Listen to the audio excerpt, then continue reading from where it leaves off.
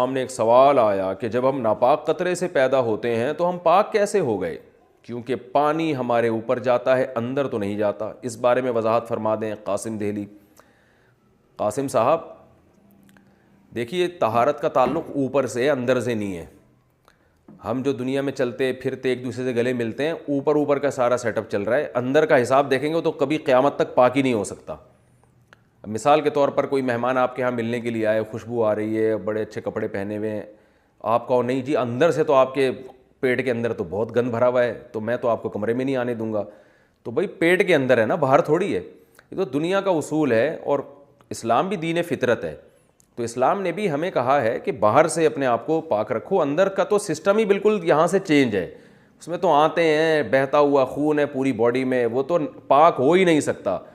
تو ہمیں ظاہری طور پر پاک کرنے کا اپنے آپ کو حکم ہے، ظاہری سے مراد جو ہماری اسکن ہے، اوپر کا حساب کتاب ہے۔